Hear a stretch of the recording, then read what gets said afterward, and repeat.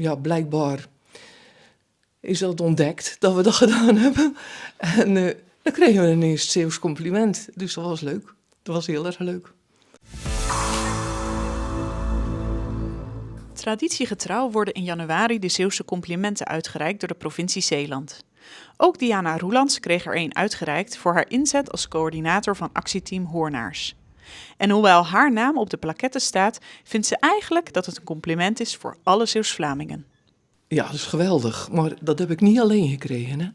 Dat heeft ons team gekregen. Dat zijn tussen de 70 en de 80 man. En dan niet alleen eigenlijk nog ons team, het is nog verder. Want er hebben ook een groot deel van de bewoners van Zeeuws-Vlaanderen hebben ook meegeholpen om Aziatische hoornaars te vangen. Dus ook die tellen mee in dat compliment. We hebben het in Zeeuws-Vlaanderen gewoon heel erg goed gedaan. Tot 4 jaar geleden had Diana nog maar amper van Aziatische hoornaars gehoord. Bijen, dat interesseerde me toch al, omdat mijn man bijen heeft natuurlijk. En we zagen ook gelijk dat er hoornaars voor de kasten ging hangen om de bijen weg te pikken. Want het is voedsel voor de larven. Dus dan, het eerste nestje kwam ook al snel. En vandaar is het eigenlijk alleen maar gegroeid. En die groep waar we mee begonnen, dat was 14 imkers. Binnen een paar maanden waren er mensen vanuit natuurorganisaties bij en mensen vanuit gemeenten, van de groenmedewerkers. Het groeide eigenlijk heel snel en dan iedereen ging meehelpen. Dus ja, dit was gewoon heel leuk. Het was wel een beetje chaos en er moest iemand dat coördineren en die iemand ben ik geworden. En dat is dan toch met veel plezier, denk ik. Ja, dat vind ik ook wel heel erg leuk.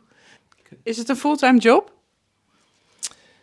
Dat begint het wel te worden. Ja, dat begint het wel te worden.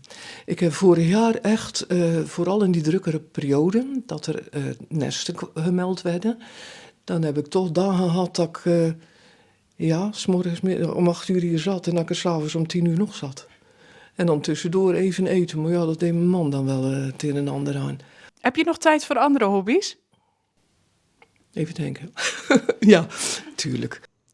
Toch is Diana blij dat ze het komend seizoen extra ondersteuning krijgt van medewerkers van de 3 Zeeuws-Vlaamse gemeentes. Want het werk begint haar wel boven het hoofd te groeien. Al denkt ze voorlopig niet aan stoppen. Je wil die mensen helpen. Die zien een nest, weten niet wat ze ermee moeten doen. Ze weten dat het groter wordt. Ze weten ook dat het immer een heel leuk beest is. En dan zitten ze daar. Dus dan is het wel fijn dat er iemand wil helpen. En dat vind ik ook leuk.